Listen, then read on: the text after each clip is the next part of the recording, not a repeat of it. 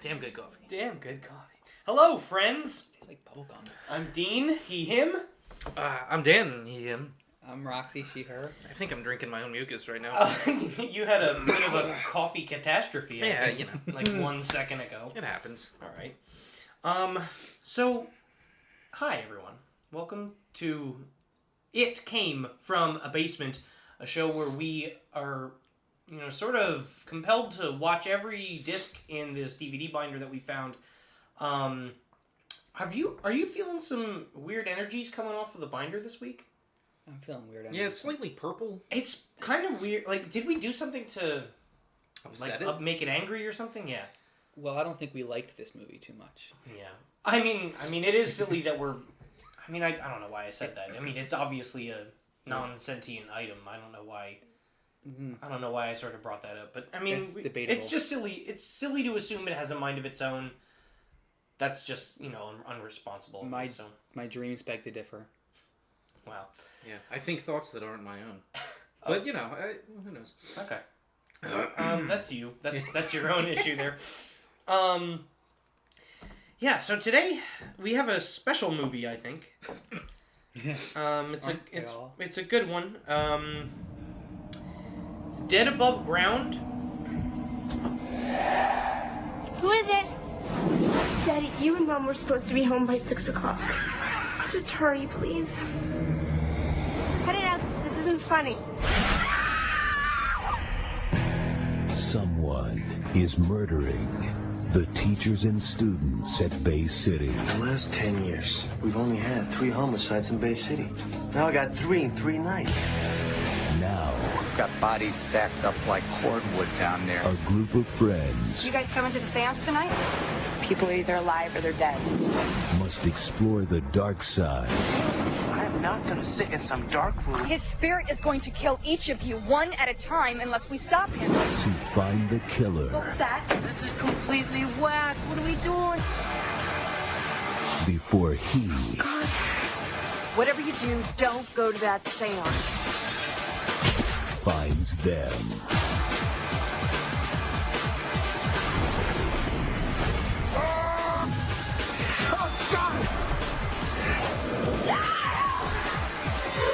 In the tradition of Scream and I Know What You Did Last Summer, Lionsgate presents Freaking me out.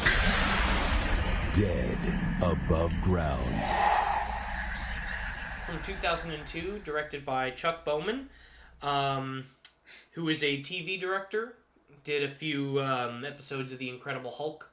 I think directed like an episode of The A-Team here and there. And that makes sense. Chuck Bowman might be the most I directed a few episodes of The Incredible Hulk name I've ever heard. Yeah.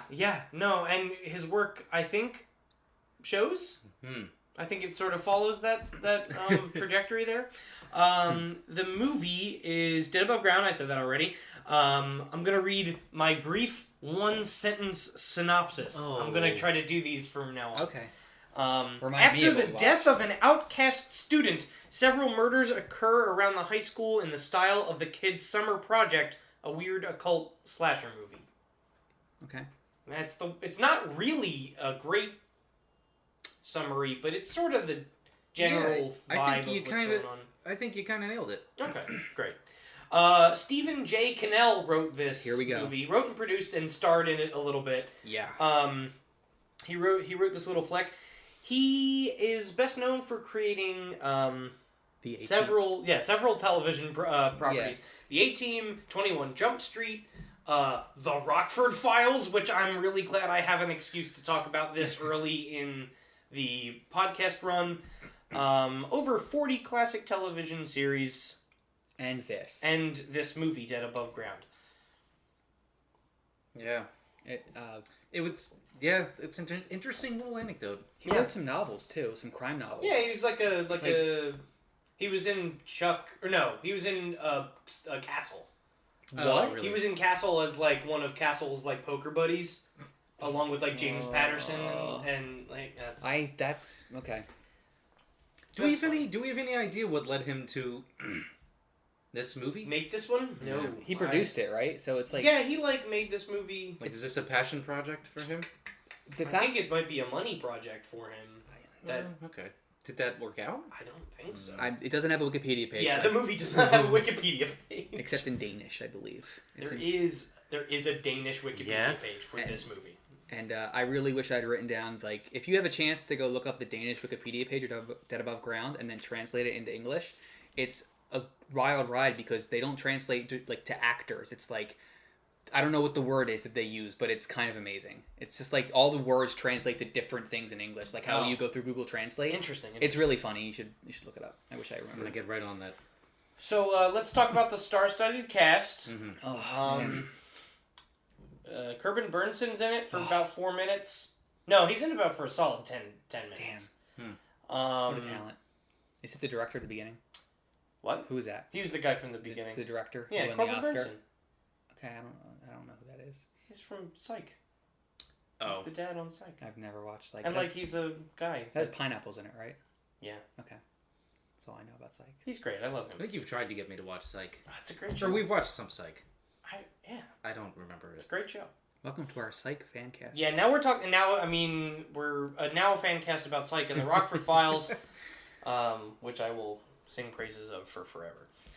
That's it. That's the whole cast, really. Yeah, one-man show. It's really kind of amazing.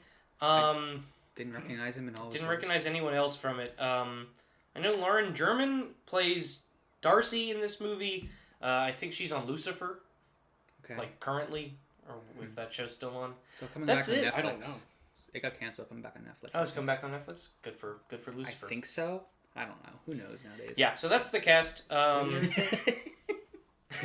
You're gonna say that after every person you name? Well, that's it. I mean, all right. See at least Stephen, 6 more. Stephen J. Cannell is in the movie as the vice principal, so or like the teacher for a little bit. Yeah. Fun fact: while we were watching this, knowing he wrote and produced it, our immediate inclination was, "Oh, it's the emo kid, right?" That's. But no, it was not. No. No. Yeah, no, it's not. Should have been much interesting movie if a 50-year-old man was playing that character, but. I mean, yeah. I think he might have been. So. Oh yeah. I don't even know where to start. I don't know. Why don't you? I think it does a disservice not to at least name the other people in the movie. It sort of does. Okay, so here we go. Lauren German is Darcy. Charlie Weber plays Dylan. Josh Hammond plays Jeff Lucas. Stephen J. Cannell plays Vice Principal Haddon, whatever. Isn't the principal? I thought it was the principal. Maybe principal? I don't know. Okay. No Wikipedia page, though. Yeah, I forget.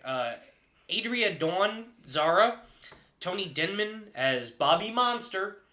Adam Frost is Chip Palmer.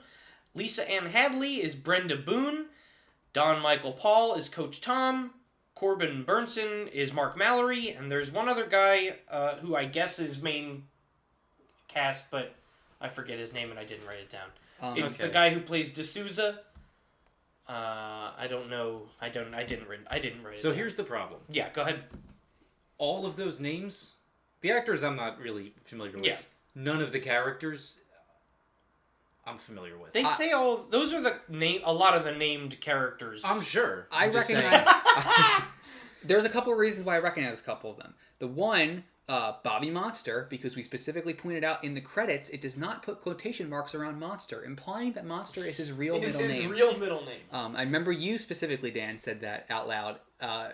Befuddled when they came. Yeah, his name is Monster. I mean, they don't really call him Bobby all that much in the movie. They call him Monster. Right. I don't. Throughout much of the runtime of the film. I also want to say that Chip Palmer is a good name for Chip a character. Palmer. I think that's a good name for a character. I just want to kind of. It is good.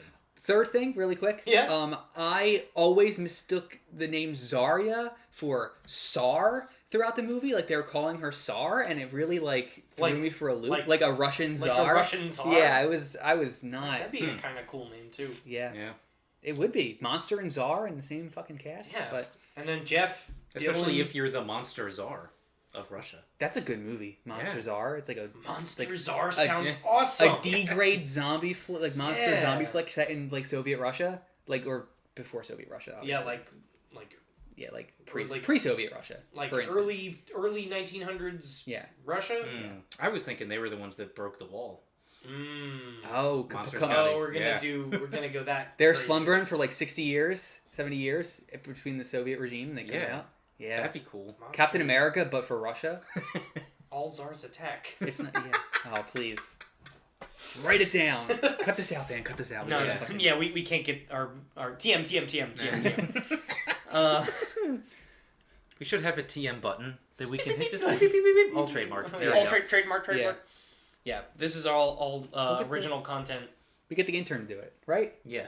Oh yeah, the intern over there. Yeah. Jeff. Okay. Yeah, it's Jeff. Old good Jeff. Fucking hate Jeff. All right, so let's, I guess, stop messing around, and I guess we're going to be talking about this movie.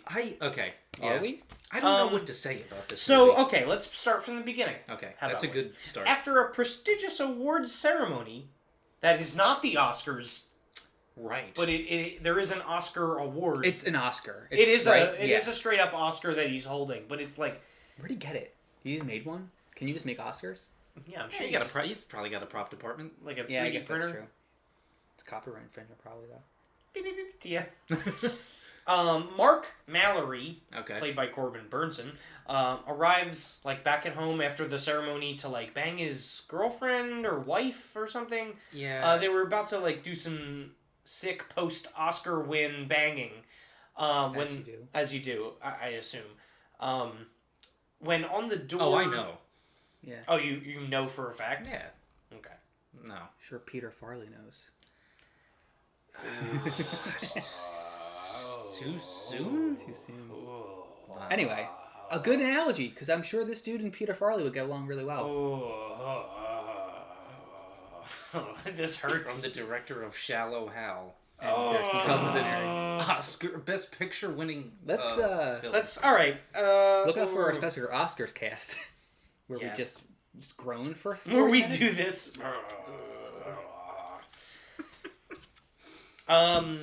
There's some occult. So this guy gets home from the Oscars, and there's like occult drawings and symbols on his door. Yeah, and there's like a big satanic looking there's like a symbol or something. like a pentagram or something. I guess it's supposed to be. Is it the idea that it's in blood? Yeah, it looks like it's in red paint blood. Okay. Red paint. Yeah, but who's blood at that point? I don't know. Right? But really- it says it "dead was- above ground," Yes. like painted on his door. He goes in and that's the title of the movie. Fuck. yeah, yeah. You think? I don't know. You know, the 50 times I said it, I never once picked that up. The whole time I'm watching it, I'm like, that would make a killer title. It is a good title. Yeah. So, to make a long story short, he gets murdered by a guy with an axe, Yeah. and so does the In like a cloaked. a cloaked With- guy with Killer nail polish. sick black nail polish. Yeah, not cracked or anything. like It's really well Manicured, maintained. like, yeah. yes, it's impressive. Yeah. So the girl, the woman dies. I don't know if it's his wife or his girlfriend, but the woman I'm dies. going to assume girlfriend, just based on the caricature. Yeah. Yeah, just based on assumptions. I think the main takeaway I have with this movie, and I think this scene illustrates it pretty well, is that someone had a fucking bone to pick. With Hollywood. With Hollywood? Someone was pissed off, and this movie. You think it was Yeah. Stephen J. Cannell? You think it was considering he did all of it, The writer and- guess. You think it was the creator of the A-Team and 21 Jump Street? Who had a bone to pick Who with had the a bone Hollywood to pick system? with Hollywood? Yeah, maybe. I don't know. That's Listen. We'll get into it because Yeah. I believe that is a pertinent theme to discuss. So he gets killed within the first 10 minutes. Is just really like uncreatively too. I think yeah, most of this he movie. gets hit with a bear trap. And Didn't he just have it lying He had around the on like a Well, sofa or something? yeah, and then the killer took his Oscar and put it near the bear trap to imply that he was like trying to lure him there. Yeah. But he didn't look at the Oscar. He just walked to it. Yeah. Yeah. So he dies. Yeah. 5.5 months later, we get to some new. Yes, what a great time. What a Yeah. 5.5 months. It's Yeah. not a 6 months later. It's not like a week later. Yeah. It's 5.5 months later. Who cares? It could have been the next day. Who gives a shit? I mean, there's plot reasons. I guess there is later on. I guess you're right. Yeah, there's twists. This guy's relevant, not really, but we hear this really amazing saccharine pop music, that's playing at Beach Town.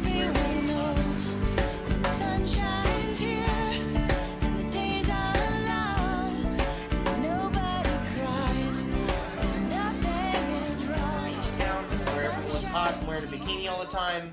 Okay, I don't remember the saccharine pop music. I swear to God, this movie. Like it's like the 5.5 months later. Yeah, and they're on like a beach or something. It's like a couple beach shots, a couple high school shots. They're all these sweet kids. We're introduced to Teen Gang, comprised of, get ready, Kelly, Latricia, Jason, Monster, Darcy, and Dylan. They're like our core group of kids. Only 2 of them are in the main cast list you have. Yeah. I noticed. Yeah, because I mean they're not really all that important. Yeah. In the overall scheme of things, I have a question, and I want. I was gonna say this to the end, but I think it might be more important now. Okay. Who's the protagonist of this film? Oh. Someone tell me right now. Oh. Who is the main character? Because I have a few contenders. This is gonna be tough. I don't know if I can picture a character's face. Okay, that's really tough. This movie slid off my brain like Teflon. You really don't have any opinions of this movie. I'm gonna try. Let me think. Main character. Is it the kid or protagonist? Yeah, main protagonist of this film who drives the action. The pizza guy. Pizza face. The bad guy. The bad guy is the protagonist? I don't know. You would be maybe correct. I mean, there's a good argument for Yeah. that, because he drives literally all of the narrative in this. I thought he was... Well, we'll get into it. I think the only other I think option... in the beginning... It moves. The protagonist changes every quarter of the movie, Right. I think. Yeah. I think the only other option is the Dylan. But... Yeah. Well, wait, hold on. Not Dylan. Who's Dylan, Is he the one who gets arrested? Yeah. Okay, He's the one who gets, like, interrogated? Yeah. That's the only shot... There's one shot of his face I remember in this movie, and that's when he's in the interrogation room. That's no, it. we'll get to why I disagree with that. But... Okay, I thought you were doing or for a different reason, and it was confusing me, so let's just move on. Yeah. Let's get further into the plot before I die. That's one problem I have with this. I don't think there is a protagonist, or it switches protagonist every act. Which is okay or every if quarter they of the make film. it work. Like, that could be a valid structure if they do it right. I mean... I think everything can be done well. Yeah, I'm sure That's as my art, point. everything. Yeah, so you're not wrong. But they just didn't do a good job at making a movie. Well, see, the thing is, like, even if you're making a movie with a protagonist, like one singular, clear protagonist, that doesn't mean the movie's good. Like, it's going to be hard. It's hard to make a good movie. This is definitely like an ensemble film, I suppose. Like, there isn't a But clear this main character. This would have benefited from a through line. Yeah, it definitely. I think it would. Yeah. Well, we'll get to it. We're calling final judgments on this movie already. I did it. So Kelly, Latricia, Jason, Monster, Darcy, and Dylan are making fun of the goth kid, Jeff, and his girlfriend Zara. Or I don't know if they're girlfriend, but his like admirer and like cohort Zara. Yeah, almost like disciple. It seems. Yeah, like it's yeah. really an odd relationship. There's some choice fucking lines though. Mr. Hatton will only gain stature in the netherworld when he is finally eaten alive by the wandering demonic hordes. Very cool, Jeffrey. Extremely bitchin'. He made a weird horror movie over summer break when they were supposed to be making like a documentary for their civics class or something like that. Led by the vice principal. Led by the vice principal or principal. In the auditorium? In the auditorium. That's pretty swank that they got to screen it on they didn't have to wheel in the CRT TV on the big tall wheel stand. They did though. There was a CRT TV in the auditorium. They didn't put it on the projector. Oh, they didn't? No, it was a CRT TV in the auditorium. In the auditorium, sitting on a desk right in front of there. I don't remember this movie. Yeah, it was the stupidest thing I've ever seen in my life. So Jeff is this pasty, spiky-haired kid who wears 17 chains. 17 chains. And he's looking like the most 2002, like, I'm a rebel, no one understands me, I am evil. Extremely bitchin'. And he's always spouting off this crazy stuff. He's like, never summon something you can't banish. Is that a line? Yeah, and then Zara goes, that is so fucking righteous, Jeffrey. It's so choice. It's so good.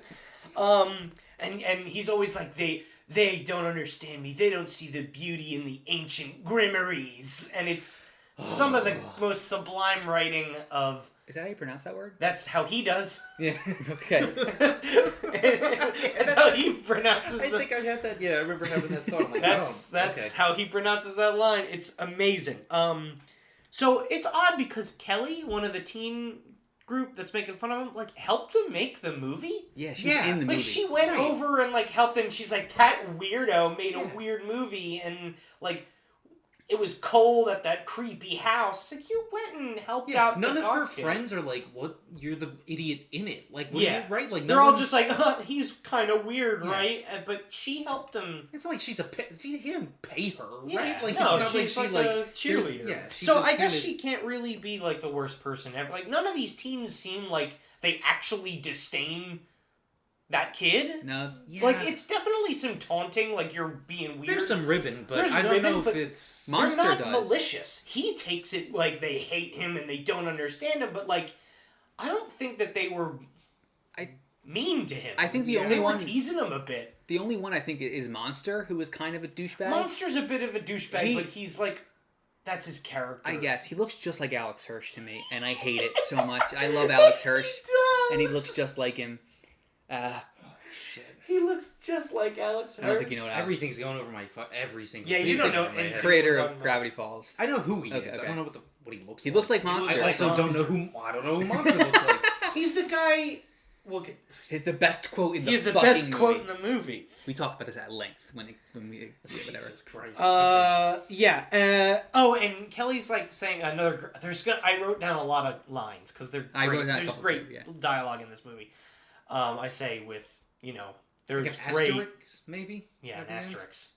Italics for sarcasm. He was dressed in a black trench coat like he works at the post office or something. Yeah.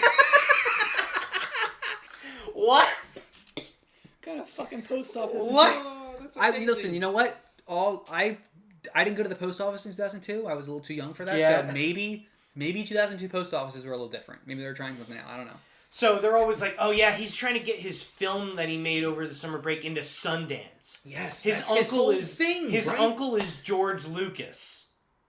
Wait, That's was that? fucking right. They said that. I don't remember what the context of George Lucas was, but I remember George Lucas was said. His uncle, Was he's it his? Jeff Lucas is his name. His uncle is George Lucas, the legendary director from Skywalker Ranch. Is verbatim lines that are said in this movie. Extremely bitchin'. I remember like someone saying to a girl, "Hey, just talk to George Lucas," and she's just like, "Oh, just talk to George Lucas." Yeah, huh? like. It's like, fuck off, movie. Yeah, that's... So, Jeff is like... Jeff, this weird, emo kid, goth dude who's talking about the, ancient Like, he looks grimoires. like he was born on stage at, like, a hymn concert, right? Like, out of an egg, like a black egg. He looks like the music video for, Firestarter. He looks like he was just sort of, like, emerged from that. Yeah. Yeah. He looks like the embodiment of Hot Topic. Yeah. Back then. Malevolent entities never asked for photo ID. That was. Zara's just like, that's extremely bitchin'. Extremely bitchin'. Is that a line? Yeah. Extremely bitchin'. That's so good. I love that. This is I'm what gonna I get don't that get. in my repertoire. Everything I'm remembering about this movie, I go, that's great. How do I forget it? Like, what is the problem? You know yeah, why? I don't know. It's because it's not packaged in something that is like it's completely serious. I think it takes itself so seriously. If it was just a little bit like if it had a little bit of levity towards itself, it would have been fine. Yeah, whatever. So they go and they screen the class. Like the principal Haddon, played by Stephen J. Cannell, is like kind of a fun teacher. He seems like he gets along with the class. I mean, he invites him to his pool party barbecue. Yeah, so we'll get to it. So he's like, okay, ethical boundaries being crossed at this pool party. He's like, all right, we're gonna go and screen all these summer projects. They're supposed to be documentaries about whatever. I don't know. So he's like, I'm gonna pick one and drop like out of random because none of the kids want to volunteer to screen them. And he's like, oh, Jeff, you're first.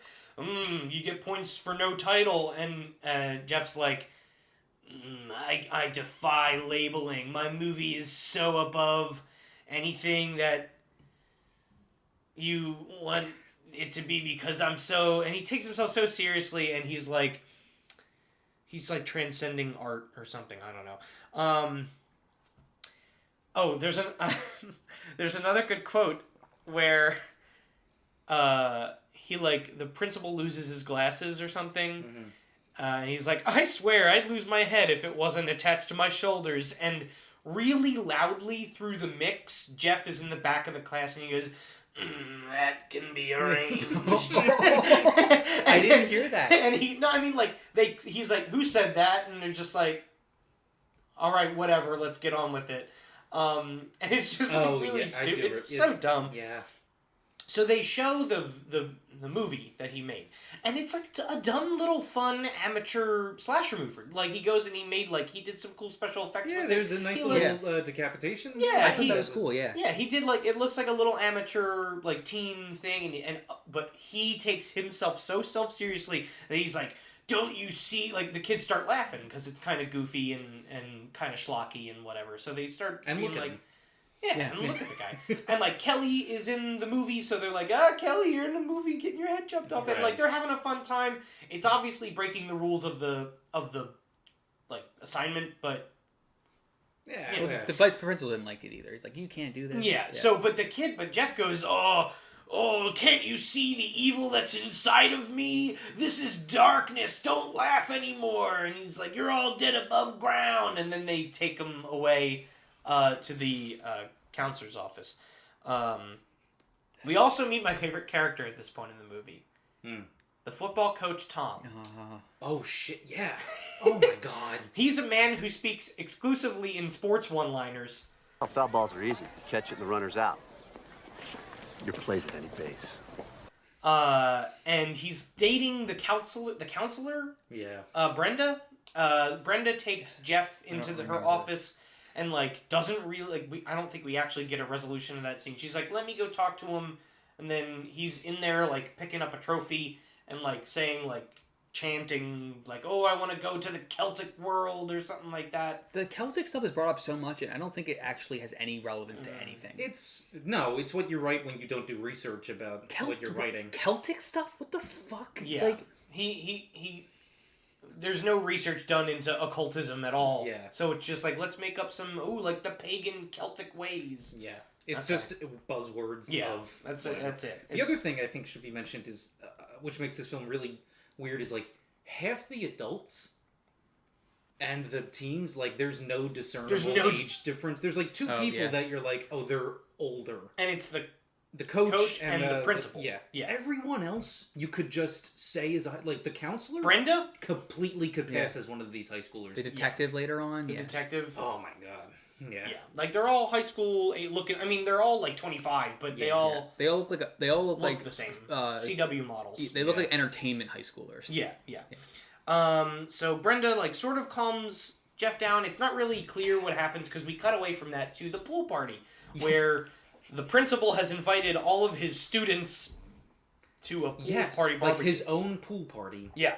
At his home. At the fateful pool party, Darcy and Dylan are acting all lovey-dovey. Dylan's feeling a little bit out of place because all of his friends are rich and he's slightly less rich than everyone else. Yeah, poor Dylan. White people problems. And he's just like, I mean, he actually maybe has a point here because like it's like a bit of a... like comment on maybe class disparity where it's just like there's you know, if I could remember what he said well there at one point he says something rather insightful for like a 17-year-old talking to his girlfriend where he's like there's more separating us than keeping us together, and it's just like that's a rather mature thing to say. Well, he's like 33. Yeah, I mean obviously, at heart. And it's rather mature and insightful for a 17-year-old kid played by a 25-year-old man. Right. So Darcy isn't hearing any of it and is just like, no, we're going to be together forever. I love you forever no matter what. High school. Jeff comes to the party for some reason. The outcast kid who hates all the people comes to the pool party. Well, really, you see, he's really just seeking their affection and acceptance. Yeah. Mm-hmm. And, that's all it is, right? For some reason, which I don't think is ever explained in the movie, like, backhands Darcy into the pool, and Dylan comes over and tackles him, and My favorite line in the whole movie happens where the coach comes over and he has to flag them for unnecessary roughness. and he tries to break up the fight. And I lost it. I thought that was the funniest thing that had ever been said. Come on, kids, I gotta flag you for unnecessary roughness, says the football coach at the pool party. So this whole movie is like one like director note away from being amazing, right? Mm-hmm. Like it is all like they just played a little too serious. Yeah, that's really. It is like because it's basically a parody. It just takes itself too seriously. But a parody of.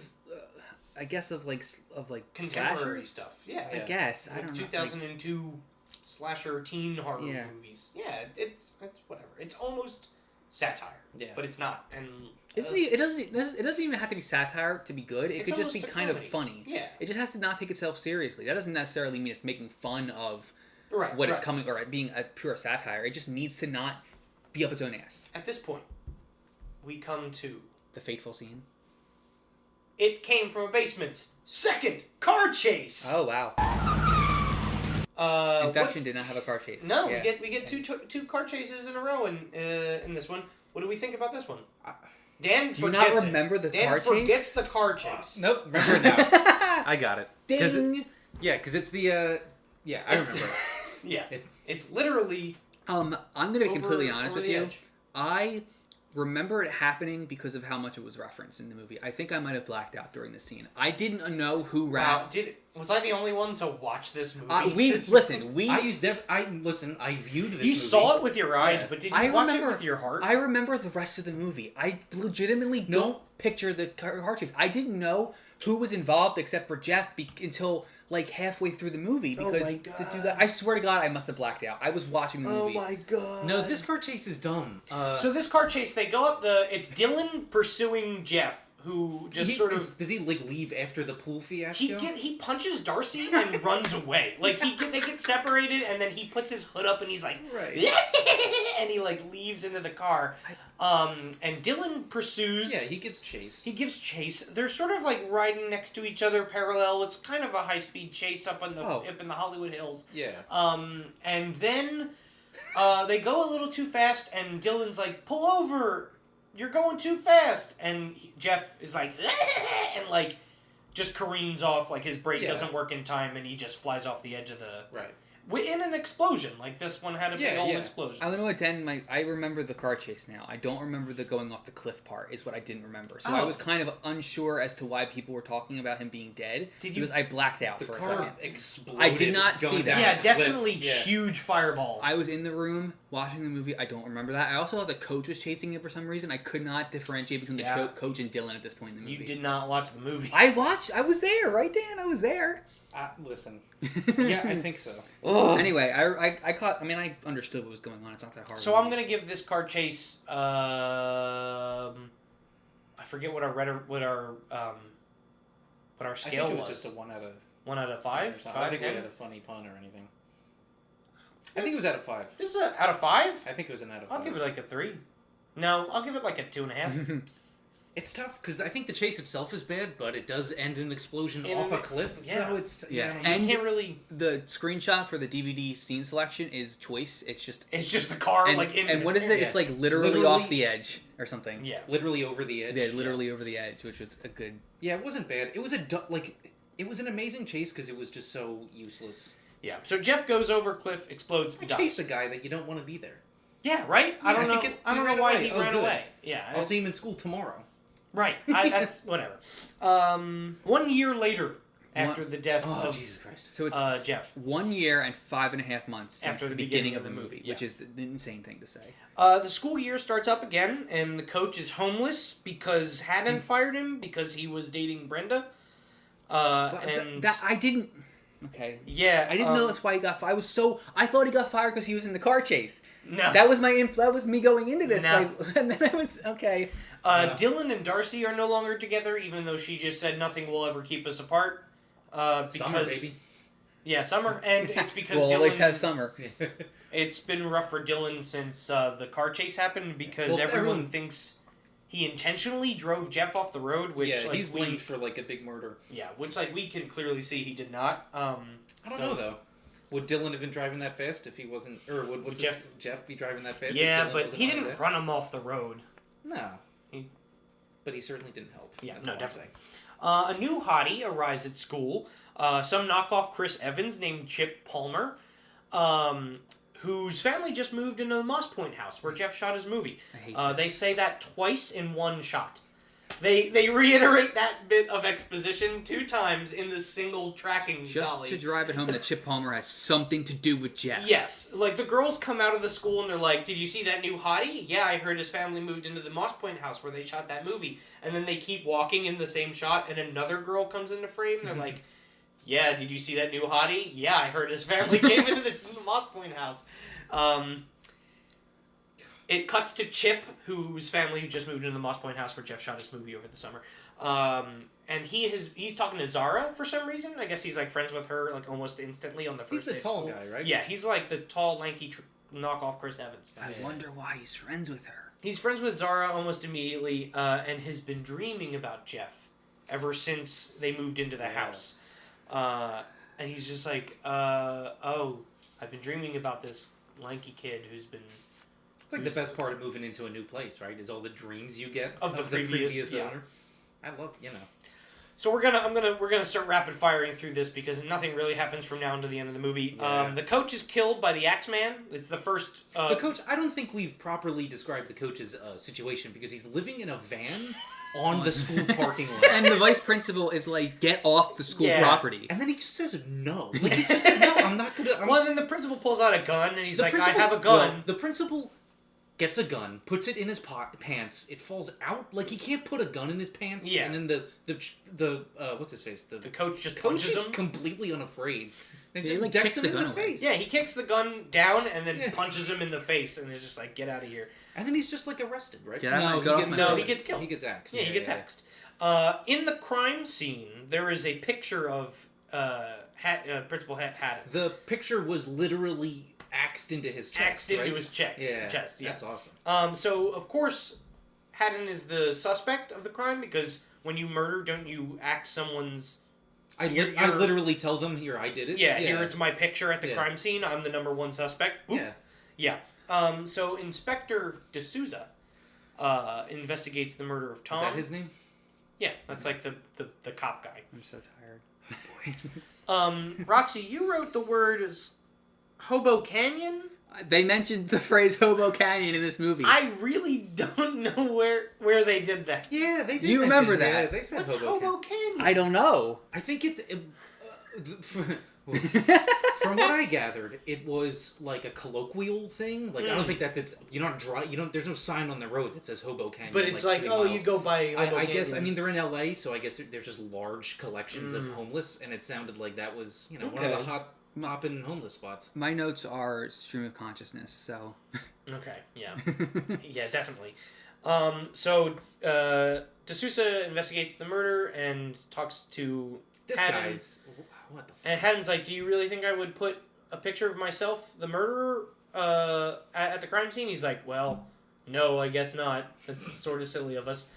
Meanwhile, Chip, the new kid, invites all the teen gangs over to his house for a seance. As you do.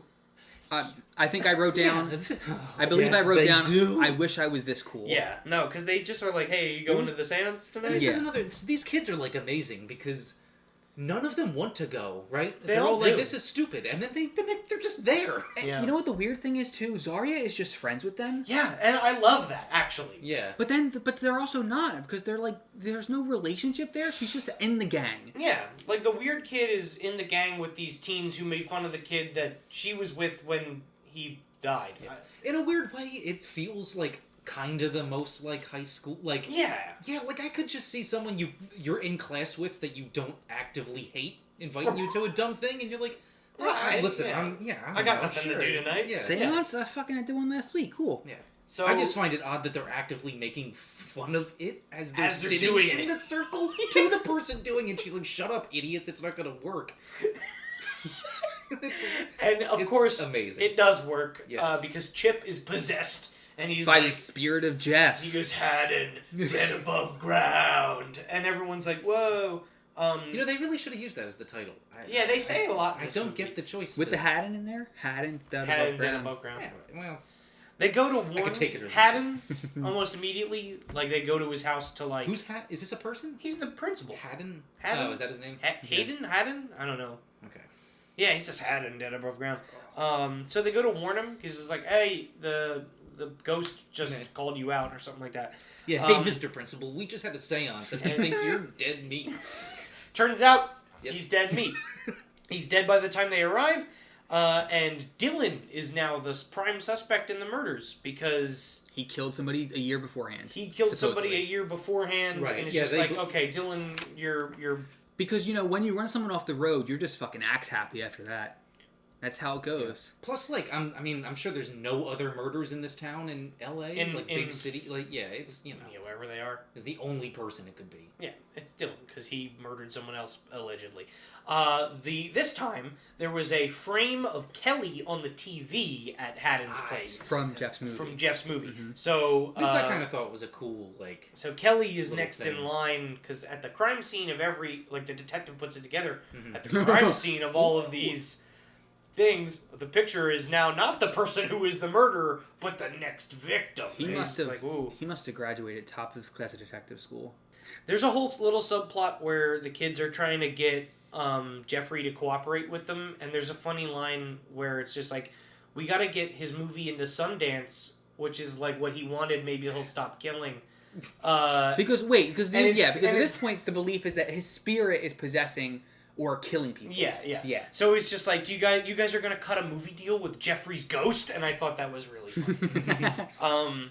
So D'Souza and Dr. Brenda, the counselor, are having a casual detective and witness walk on the beach. Yeah. As you do. Sunset hand holding. Investigator and suspect and witness of crime. Just totally professional. We got two professionals. Is she a witness? I don't know, witness, but someone involved in the crime that he's currently investigating. Just because she knew two of the people. Yeah. Okay. I mean, I guess it doesn't seem professional to me, but attractive. You wouldn't just keep asking her questions. Literally, the ex-girlfriend of one of the victims. That is true. A suspect. I guess that is true. Yeah. But she's attractive, so you're just gonna walk with her on the beach. She's like a Machen Amick kind of curly hair brunette. Yeah. Pretty girl. That's it. So walk on the beach with her.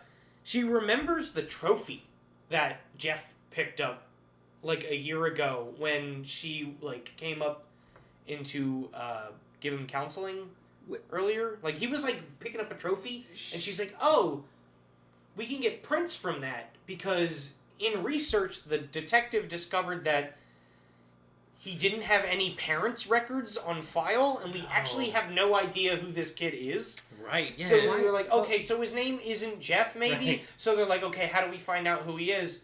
Oh, why do they there's prints on that trophy from a year ago. Jeff is a pretty good alias, because it's the least alias sounding name of Jeff all time, right? Lucas. Yeah, claiming to be the nephew of George Lucas. What an airtight alias. Yeah. but it is, because how are you going to get in touch with George Lucas? Call George Lucas. Now, how am I going to get through to a world-famous director like him? You can't disprove You can't just call up George Lucas and be like, hey, do you have a nephew named Jeff? And if you ask him that, he probably does. And you know what? Here, even more to that point, it's 2002. Attack of the Clones just came out. George Lucas was busy. Yeah. Hold on. Why, in the context of this investigation, why is knowing who Jeff is important? Because they don't know who he is. But why does that matter? He's dead. Above ground. But right? Because I don't know. I mean, why I guess even mention? Because but the more you know about someone, the more you can figure out who they are. You can build a psychological profile. But why do they need to know about the dead kid?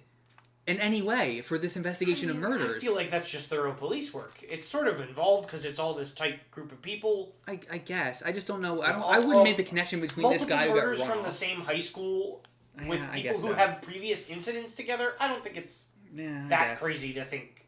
So, anyway. It's not that crazy. I'm tired. Yeah, it could be because I could be completely making this up because I don't remember, but if someone's seeking revenge for Jeff, potentially, then you want to know who that could be, and you have to figure out. Yeah. We got it. I feel like that's. And me, I don't why? know, We'll get to.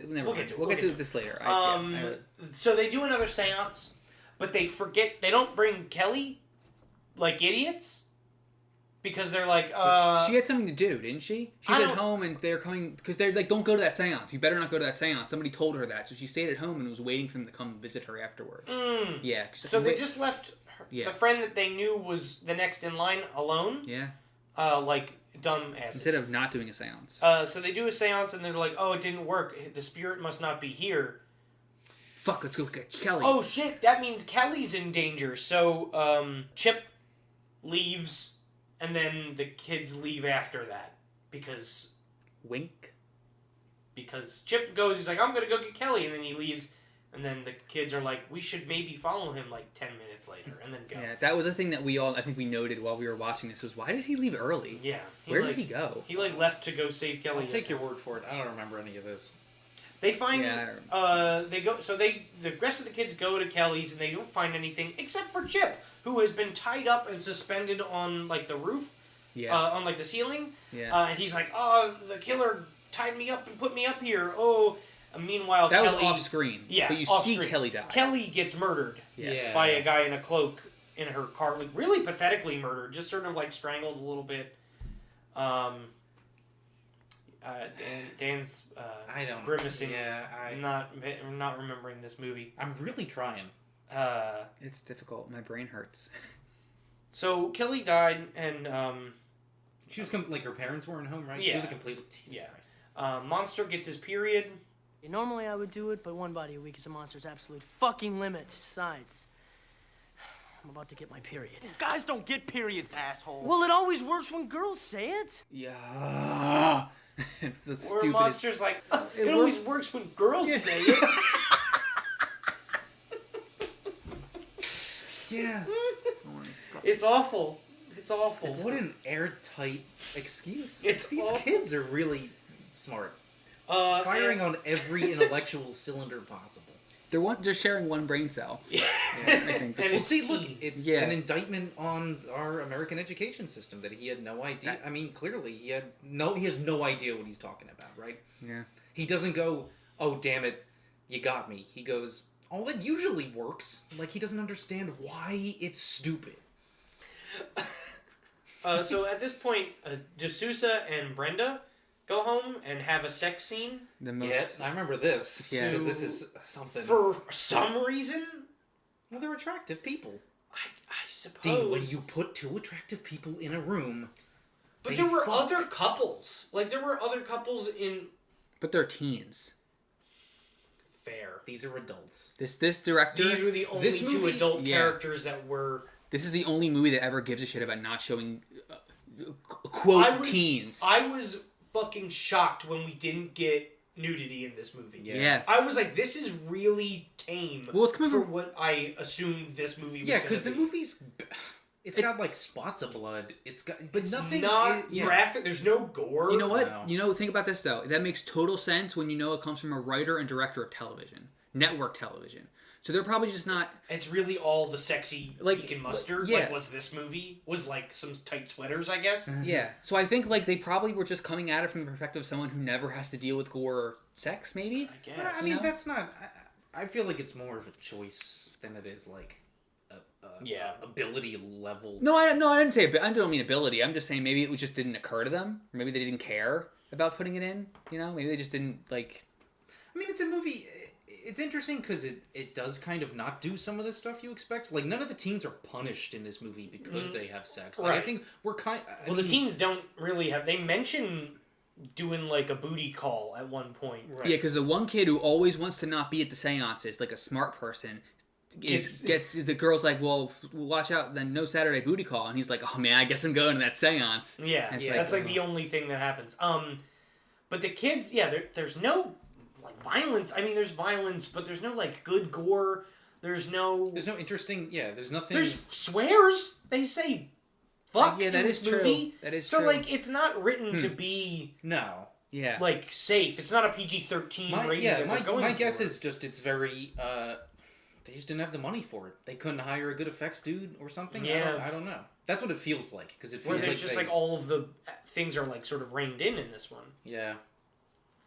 Well, I also wonder. So, yeah, some more historical context of horror at the time would kind of be useful because I'm not super like 90s horror. I don't know much about. Like early 2000s horror. Didn't Final Destination come out around this time?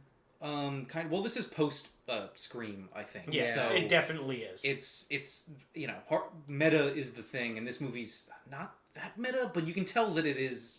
I feel like meta's on its brain a bit. It's like they heard a synopsis of Scream. Yeah. And was like, oh, I can write that movie. Let's put seances in it instead of movies, I guess.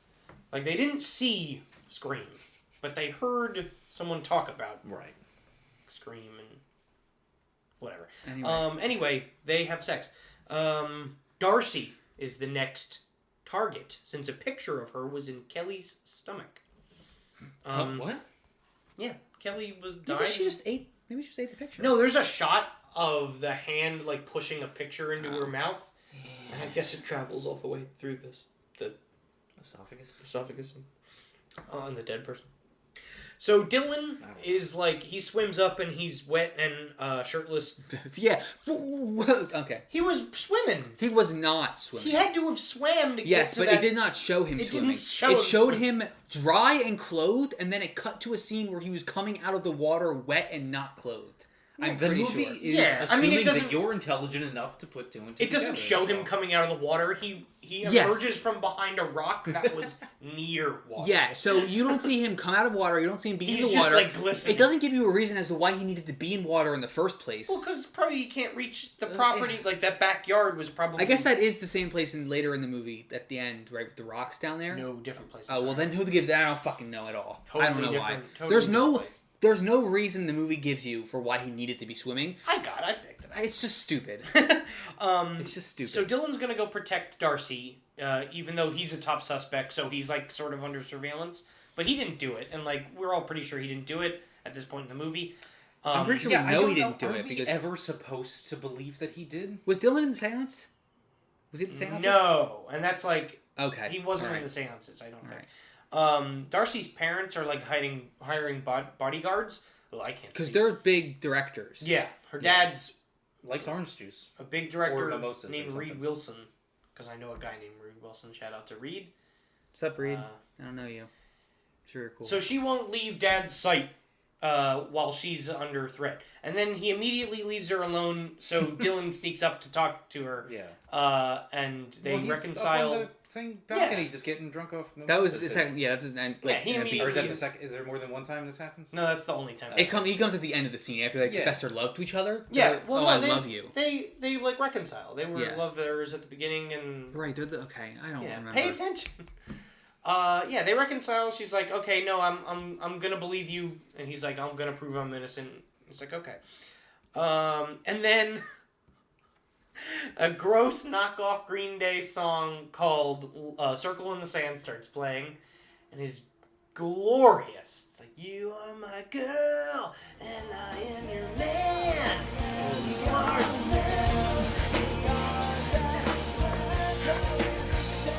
I love you too.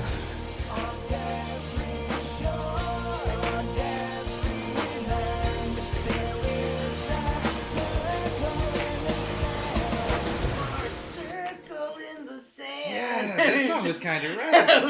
This is dope. Can we like just mention briefly the soundtrack of this movie has been exclusively like early 2000s like emo music? It's early 2000s emo music that I did some research on.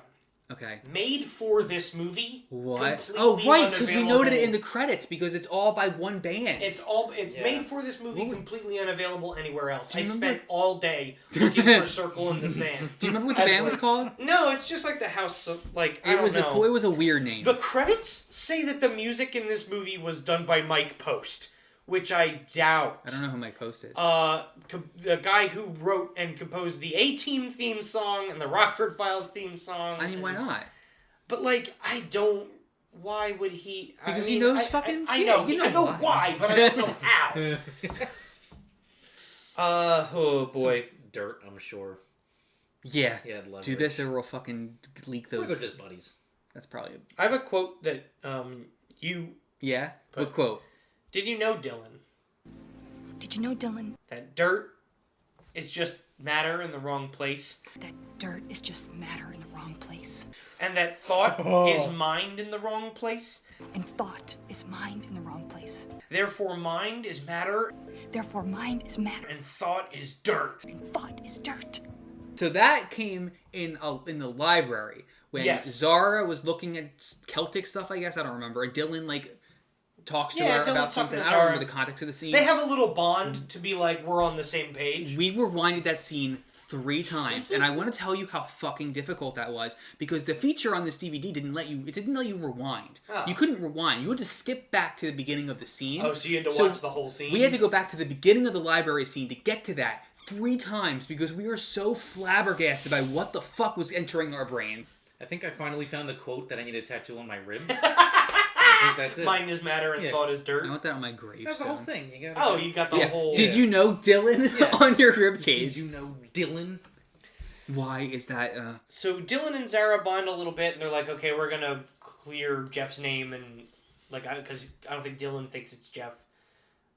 He's like, I'm not, whatever. So he's like, okay, whatever. Blah blah blah. Dylan doesn't think it's the disembodied spirit of the guy who got ran off a cliff a year ago. So Dr. Brenda gets murdered at a convenience store. What? Out of nowhere. I don't know why she was on the chopping block.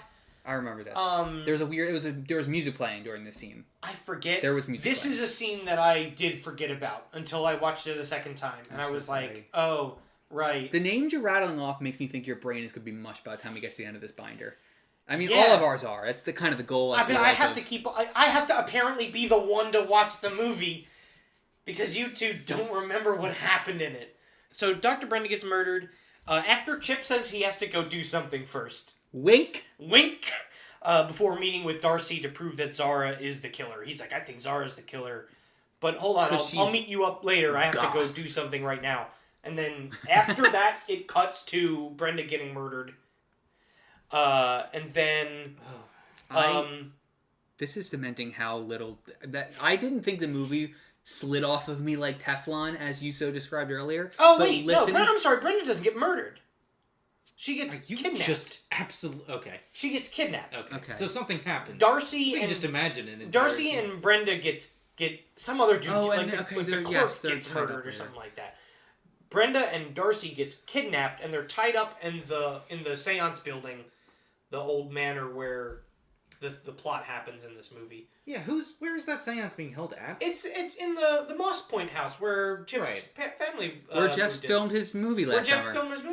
Didn't you hear it the 3 times that we said it in the exposition scene? Oh, I guess not. I didn't either. I remember the events of this movie. I don't remember the way the movie was like presented, like all this Chip shit. I'm like, why didn't I?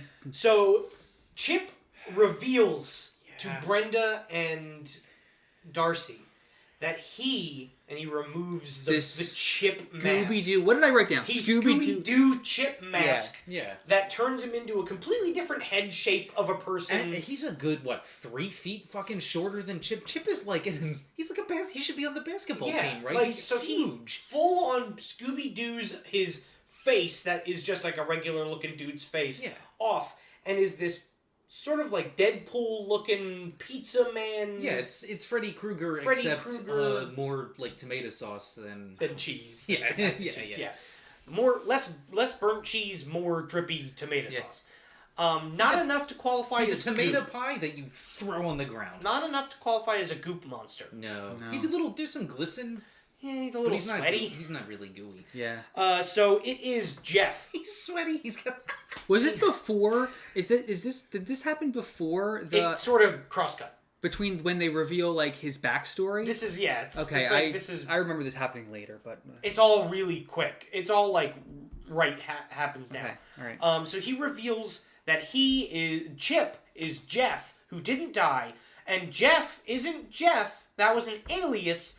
Who is this? And he's truly Rick Mallory, the son of Corbin Burnson from the beginning of the movie. Yes. Yeah. Who and a master? He's a master like effect, like a makeup guy? Because then you see like his mask making tools and stuff. Yeah. Oh shit, that's. Yeah, that's why he could look like Chip. That's why he's like a mission. Yeah. She should recruit him for the fucking IMF. Yeah. That's what I said. I said this Mission Impossible Scooby-Doo ass fucking reveal. I've been ragging on Chip being the killer, obviously, this whole time. I did not realize. Because it's so stupid. It's not really set up. I mean, it's set up when you know it. Because he's always just like, I gotta go, and then a murder happens when he's not there. But I was like, what the fuck is going on? It's dumb, because isn't Chip the guy that got possessed in the first seance? Yes. Possessed. So there's... Yeah, this movie, I think the reason I kind of, like, just evacuated it out of my memory banks, like, immediately, is, like, there is nothing about it that was... I went, oh... Like, you know what I mean? Right, Like, on any level, like, it's not even like they had, like, a twist that wasn't that great. It's like they actively were like, fuck twists. We hate them. You know, like, they spell it out so plainly. Because it's not presented in an interesting way, it's still a twist because you're just like, I didn't care about that, so I didn't register it into my memory. Is how I took it, because I didn't. Yeah, I guess. But it's not a twist. It's not like a good, like, it wasn't fun watching that reveal. So Dylan is sort of arrested, and he's like, okay, I gotta get out, because he sort of puts the two together. He's like, I gotta go save Darcy. I don't know if he actually solves the case, but he's like, I know where Darcy is. I'm gonna go save her. So he's like, okay, I gotta call my attorney, and then he goes and calls Monster. And Monster's like, and he's like, Monster, you're a master hacker. Hack the jail and get me out of jail. Never once mentioned. Sign for my release right now through hacking. Hack me out of jail, he says. And Monster goes, Dylan, that bandbox was made in Deadfish, Idaho. It's got like 9 to 5 codes. Come on, it's MONSTER you calling foe.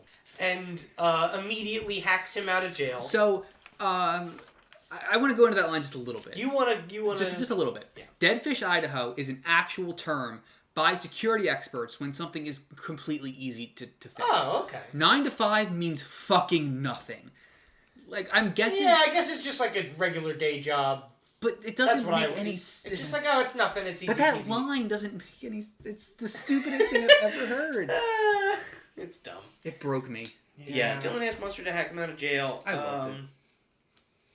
I have another question. How does one exist 2 astral planes beneath someone else and still exist on the corporeal plane as other people? Did he say I exist The on monster, like Jeff / Rick / Chip at this point, is like, I exist on 2 astral planes beneath you or above you or something like that. How does that work? Is his mind transcendent, but his corporeal form is here? And like, that doesn't make sense to me. My guess is, fuck you. Specifically you, Dean. Yeah. Because I don't think because it means nothing, and it's just words. So, he's been behind all the killings. Chip burned Jeff / Rick to get revenge on his father because he hated his dad, and also the kids at school who bullied him, I guess, and also his stepmother's ashes that he spread to look like it was his. And he's like, that slut-mongering whore, which is a weird sentence, because mongering means, like, selling, so is she... whore! Yeah, I was really confused. I was like, that's a couple of layers to unpack in that one insult that he gave. Extremely bitchin'.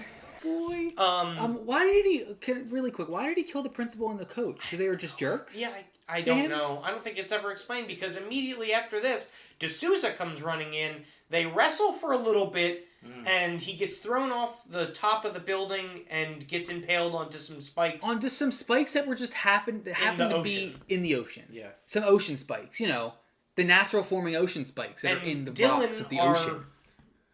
Dylan, our sort of protagonist, does nothing. Didn't solve the case. Oh, he didn't throw him off the roof? No, that was the detective. Okay. Didn't solve the case. I made this movie into a better movie. Murder the guy. He gets impaled by random spikes. And then at the end, so everything's wrapping up. They're like getting the like the shock blankets on all the teens, and Darcy is kissing Dylan, and she's like, "I love you, Dylan Johnson. You're such a Baldwin," which is does she mean like a Baldwin brother? Oh god, wait. Does she mean a Baldwin brother? Hold on. Is what I took that as. Yeah, no, I think that's what it has to mean. But because he's like in Hollywood, I guess. That's a loaded statement because the gulf between Baldwin brother, like that's not a. Yeah, some of them suck really bad. It's not like they're like that's. Yeah, Dylan Johnson, I love you. You're such a Baldwin is the sentence, and I'm really confused about it. Putting a name in front of that Baldwin changes the sentence. It is very important to denote which Baldwin. Well, it's obviously Dylan Johnson Baldwin. Him. The secret eighth brother. I don't know how many fucking Baldwin brothers there are. Yeah, something like that. 25. There's too many. And then the movie ends with Detective D'Souza looking over, and it's like, at least we're done with this. And they look over, and the body is not there, and he goes, Jesus, not again! And then it cuts to Dead Above Ground, or whatever the song is. The song at the end is like the antithesis of the other songs in the movie. It's the best fucking song. Except for, I really like Circle in the Sand. I don't remember Circle in the Sand. It's dumb as I remember thinking it was at least kind of catchy. So, do we have a protagonist for this movie? It's not D'Souza, who comes in 40 minutes into it and I guess does solve the case, but he has maybe about 5 to 10 minutes of screen time, has a sex scene, and kills the monster. Yeah. Doesn't feel like him, but he does the most shit, right? He does the most, progress. Yeah. I think it's Dylan. Dylan is the monster who drives the plot. No, Jeff is. Oh, sorry. Oh, God. See, I'm finally cracking. I've kept the names pretty solid. Yeah. Jeff is the monster who drives the plot throughout the whole thing, but he's really not the main character, because... I would argue it's weird, because I feel like he is the main character. He's not for the first, but he's played by 3 different actors. Yeah, right. Yeah. Well, I'm saying, in the beginning, I feel like, oh, this is the guy I guess we'll follow, and then he dies. Dylan starts to become the main character at a point, because it's like, okay, he's the one that's being framed, and he has to get and solve things. But he doesn't actually solve the crime or kill the bad guy at the end. Here's my argument for why I think Dylan is the best. He's not a clear protagonist. I have another choice. He's the best, but this is my argument. One, he's the only one there who's the entire movie. Through the entire movie. Yeah. 2, my brain tried to make him into an important person. It tried making him solve the case. It tried to make me remember that he threw the guy off the... Exactly. So he should have been. He should have been, and that's why By all think accounts. He isn't, but he is. What's your... My other proposition is Darcy. Because she's got a final girl vibe to her. Yeah. She's like the main teen that we follow the most. I think most final girls do something. Yeah, but she does nothing. That's the thing. Is okay. I feel like there was a lot of screen time with her, but she didn't actually do anything. She confessed her love and got kidnapped. Yeah. So it's just that's my other proposition. I don't remember her face. I don't remember her face either. So this is tough to. I mean, I watched it today. Yeah. I don't remember. How long ago did we watch this movie? Saturday. Like a couple days ago. Yeah, it wasn't long. No. It's Tuesday for reference, so I think Saturday. It's Tuesday. Tuesday again? Trash. No problem. I don't know who the protagonist of this movie is. Yeah, I don't think there is one. What do we rate this movie? I think we're done. I think that's it. I don't know. I'm gonna give this. What are we doing? This out of 10? We did it out of 10 list. Out of 10. Do you have a comparison? Do you remember what we rated the other two? I think we gave Thief of Time about a 3. I think that was the consensus. Or I was confused about the rating system. I remember. Okay, so so it is out of 10. What was Infection? I don't know if we did that one. Out of 10. It was pretty good. I would give that retroactively 7. Or something like that. Fucking what is this? I think. Well, it's out of 10. What? Out of 10 pizza faces? Yeah. Is it pizza faces? Is it a different rating scale every time? I think so. Yeah, last time it was a sweat tent. Yes. Yeah, you're right. Okay. Well, this gets 0 out of 10 sweat tents. Yeah, there's no sweat tents. Goop grade? There's no goop in this movie. Goop. Oh, there was one cut where he rips... the detective in the fight rips Jeff's ear off. Yeah. There was one effect, and then he, looks at it weird and chucks it towards the girls, and they go, ah! And, that was the only effect in the fucking movie. And his body is approaching goop. Yeah, but he's not goop. No. How about we give it out of 10 Scooby-Doo reveals, Oh, fuck. I give this movie a 2.5. Or another 3. Maybe just another. I don't know because it's. I had more fun watching this movie than A Thief of Time, but it's also equally as slide off your brain. That is true. It definitely felt more made. It felt like someone actually was trying to make a movie, as opposed to just like shooting things that are happening. Debatable. I don't know. This movie, I don't know. There was creativity involved. I don't know. Was there? Yeah. It feels like it's almost an anti. I'm calling it 4. 4? No, I'm calling it 3. Okay. 3.5. 3.5 out of 10 Scooby-Doo 3. 3. I think 3. I'm gonna go with the 2. Okay. I think it had there's so much almost going for it, and then I think it squanders. 2.75. Those lines though, I think it's a 3. There's some good. There's some good fucking lines. All right. Damn. Yeah, there are good lines in this movie. That's this movie. Wow. Any questions, comments, or concerns, or your own take on this movie can be emailed to us at itcamefromabasement@gmail.com. You can check us out on our website, itcamefromabasement.com, and definitely interact with us a lot on Twitter at BasementCast, and then you can follow all of our individual Twitters from there. Please. To varying degrees of entertainment. If anyone has actually watched this movie, please tell us what you thought of it. Yeah, I want to hear some more discussion about Would you recommend this movie? No. No. Absolutely. Well, if you're plastered drunk and with a lot of friends, maybe. You might actually be able to remember it better. I would probably like it had I watched it with other people. But I would probably retain less.